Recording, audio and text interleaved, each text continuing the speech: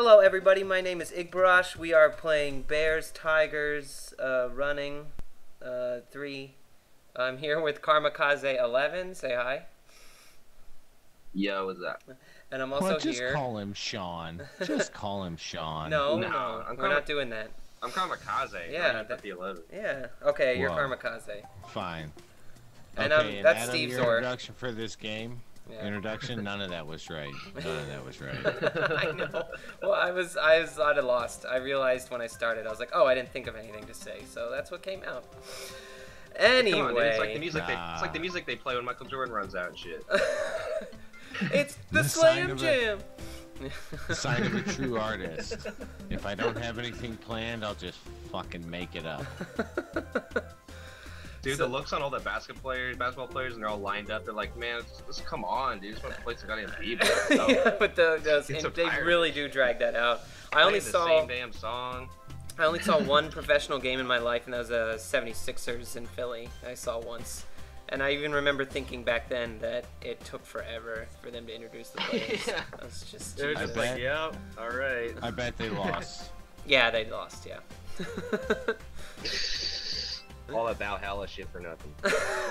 Valhalla. Maybe a 7.5. It's like, all right, yeah, dude. It's like, all right, you guys are just human beings. Let's go. Come on. All this worshipping. Oh man. I didn't even notice, like in this game, when every time they got something, they would like fly at you. Dude, did you see? Yeah, I'm getting pretty good at this. That was a very expert. That was an expertly maneuvered section of course there. Yeah, I think this levels they introduced the kicking door mechanic. I believe. Did we see that in the beginning? Oh yeah. Yeah, that's the yeah, introduction. you gotta like flying, like leaping dog kick this shit. I don't know why it was a leaping dog. Leaping dog. I just felt like I just felt like one animal that might leap and possibly hit something with its feet might be a dog. But you know, what do I know? What do I know? I'm just Stevezor. I'm no zoologist. Alright, just now notice those background guys are like creepily slowly moving. Yeah, like yeah. The guy on the left is like... Every time we do a Let's Play of this, we talk about the background because it's so weird. It's so weird. There's no way that guy came up with that sober. Like, I bet when he made the game sober, it was just like clouds and shit, and then he's like, took acid one day, he's like, dude, I know exactly what I have to play. I know what I have to do now. It's called Pit Trip Runner. I need to do some anthropomorphized hills. Oh my god. We're still in the fucking Area 1. Is, I don't think anthropomorphism is going anywhere, dude. Like, I randomly watched, like, I was watching Adult Swim for so long that it carried over to, like, the morning cartoons, like 6 and 7 in the morning. Yeah, I've done that. One of them was that new Looney Tunes show, and I didn't realize that, like, half of it is just, like... What? Like, seriously, like, some seriously furry shit, dude. I didn't know there was a new Looney Tunes. I had no clue. Yeah, dude, like, Babs Bunny is always in some skimpy outfit, and, like, I don't know, dude. Like, wait, wasn't... Isn't the whole concept, like, furry-esque to begin with? This, like, personification in animals? They're obviously cashing in on it. They're like, alright, a lot of people are watching this just because it's furry stuff. You know, and we probably have some of the My Little Pony brony crowd. Throw it all in there, dude. The key Looney Tunes demographic is like 35-year-old men and up. Dude, I don't know, it makes me think about like you remember that teen movie craze and like I don't know, in our generation. Yeah. Like, dude, I think the reason this shit got so popular is because they knew that they weren't getting just the teens, but all the freaking adults that were in denial about their age or whatever. The new thing that I hate is let's remake every. Oh, I skipped the checkpoint.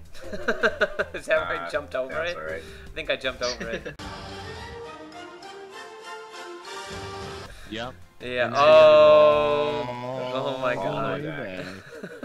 Damn, unforgiving, dude. At least in Sonic, well, they gave you a little... Don't fucking jump over the checkpoint, God.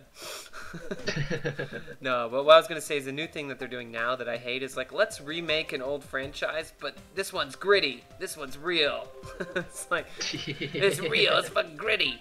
You know, like Star Trek and X-Men, like I don't know, everything does that.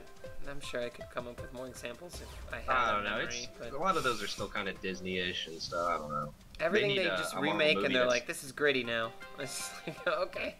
Yeah. Well, the Batman's there. It's a good example. Oh yeah, I guess that was kind of great. That could have definitely had a lot more blood and gore stuff. But... My brain, yes, that's my name. When you hear the name, then I guarantee the pain. I mean, well, shit, dude. Compared to the Batmans of old.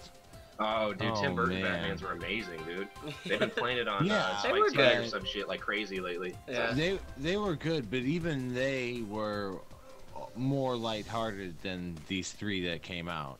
Dude, like it's like Ninja Turtles 1, okay? Like they make a movie just genuinely, doesn't not marketing towards anybody, and then they find out kids love this shit. Yeah. And they're like, oh god damn it. Kino. We gotta pussify it now. Dude, Kino.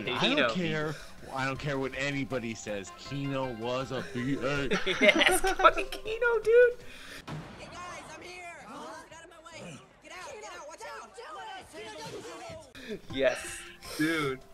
Dude, there's a part in the movie when he hands a foot soldier a pizza box and then Roundhouse kicks him in the fucking stomach. Oh yeah. It's just like yes. Yeah. That's his opening scene, isn't it? I think so. Yeah, I think so. I think he's only in Turtles 2. Is he in 1? I don't think he's in 1. That's just Casey. Casey Jones is in 1. And then Kino comes in too. It's funny, the actor that plays plays Kino, I believe, is in another movie called Surf Ninjas. Oh my god, I have to see that right now. I remember Surf Ninjas. It is so. Remember 3 Ninjas? Yeah. Oh yeah, well 3 Ninjas was good. This one was super over the top. Like the little brother wasn't good at fighting, so like he would fight by playing things on his PSP, and he would have not a PSP. No, it might have been a PSP, but you know, a handheld. Yeah, a handheld. The Game Gear. He would play a game on his handheld that mimicked real life, and he would, you know, and there's a scene in a restaurant where he chose to use chopsticks, and his brother like picks up chopsticks and like, you know, attacks it. I do not remember all that. It was super corny, over the top. I'm pretty sure Leslie Nielsen was in it too, which gives you a general sense of how corny it was. It's randomly reminding me of this anime called Sword Art Online. Have you guys heard of that one? No. Where it's all about just like you know, like World of Warcraft, like everyone plays this an game MMO, like yeah, like dot hack. But, it's like a dot hack premise. Like, you know, if you die in the game, die in real life, all this other crap. Oh yeah. It's like pretty good. Like the Matrix. Yeah. Yeah. So should we talk about this Bit Trip Runner at all, or it doesn't even matter? I don't know, man. I'm bouncing on trampolines now. That's a new thing, I guess. I mean, I don't know why they introduced that mechanic. I guess I know why, because something new every level. But well, and they need to have a game like this where it's good. What it does is it opens up more options, so they.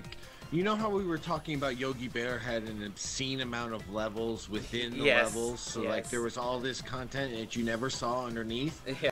That's a lot of fucking content just underneath the area where I was. How big is this cave? Jesus. Right. I don't know, but as you were falling, there were more and more like caves with lava coming out underneath. Oh. See, this is the exact opposite. They put useful and intuitive mechanics and functions into the level, which allow you to explore more of it and take alternate paths. That's true. And it's not contrived. Yeah. And I die a lot. They should have something where you can throw things or something like that, add things, but I think it would take away the runner status. Maybe. I bet. I mean, I haven't gotten too far in this, so who knows what. I mean, they're introducing something new every level, and we're still in like World 1, so who knows what'll be in there. If you could shoot or throw things, I think that would basically make this game a platformer that doesn't stop moving. That's true. Something like that. I like how I have the headphones costume. I unlocked that earlier. It's pretty sweet. Nice. Although I'm just happy to see difficult games still being made. It seems like games are really hard on Nintendo and earlier than that. Oh, tell me about it. As things evolve, like things start getting easier and all these achievements everywhere, and I don't know. I like how I was listening to the TGS podcast from this week, and they were talking about, one of the host topics was the difficulty in games has seemed to decrease, so that like normal mode seems like easy used to be. pants. Why won't it let me put my pants on? Yeah, that's a good point. I think they're just ensuring that kids don't get pissed off and throw the game and play something else. Well, that's part of it, but you can also, they also didn't even like acknowledge the fact that if you looked in the right places, you could find really fun and very skillful games that were difficult to deal with, like Super Meat Boy, Bit Trip Runner. Yeah. And I feel like, you know, it's a gamer's responsibility to play something that's at their level. Whoa. Yeah. So let's not go knocking on games that are trying to make themselves marketable by making them easier difficulty. I think it's just a mismatch a bit between the people making the games and what the actual market is, because you know sometimes people will make things intentionally for casual gamers, like say like some Farmville or some shit, right? But then they completely, you know, then they think that they're gonna keep making all this money and they're, you know, the billions are gonna keep increasing every year. But then Zynga fails to realize that they're casual gamers, the people that play games casually. So, you know, they're not really playing it much, and they're playing other shit after a while, and, you know? It's just all about attention span and frustration. People today just don't have it, and, like, they just can't handle it. They can't handle playing DuckTales on the NES and dying over and over. Like, no one can handle that shit, because that shit is hard as fuck. Well, yeah, but then how does that explain? I mean, are people willing to die a lot if it's a game with a simple mechanic? Because you talk about games like Temple Run and this kind of game, Bit Trip Runner, where it has fairly simple mechanics, but you do die a lot. It's probably fairly easy to get frustrated, but they're really well designed and really popular for a reason. So I don't know if you know, it's just so hard to classify a gamer demographic because it's so unbelievably broad at this point. When you've got mobile platforms and stuff, it's there is no demographic anymore. You've also got, it's you know, people that are, you know, you got people that are pretty good at games and playing a while. Then you got really, you know, hardcore people, like a lot of Japanese gamers. You know, it kind of like reminds me a little bit of like how, like, you know, some of the Final Fantasy games they didn't even release to America because they thought it was too hard.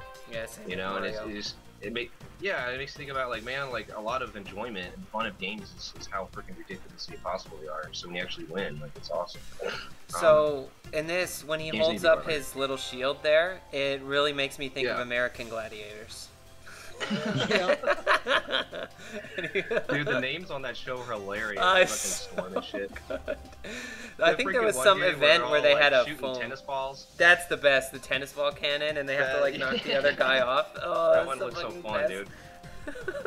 Yeah, you can only do the Q-tip thing, you know, the mega-sized Q-tips for so long, dude. You gotta doing some obstacle course shit. The Q-tip thing was the best.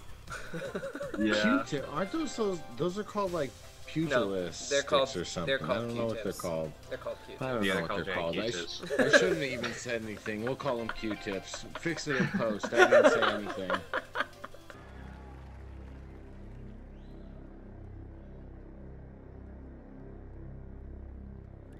You Southpaw, brother? Yeah. Oh, man. Amazing. Oh my God, Adam! You took the alternate exit. Oh, I went right in. That sounds kind of sexy. It sure does. Join us next time for more Bit Trip Runner and all the innuendos you can handle.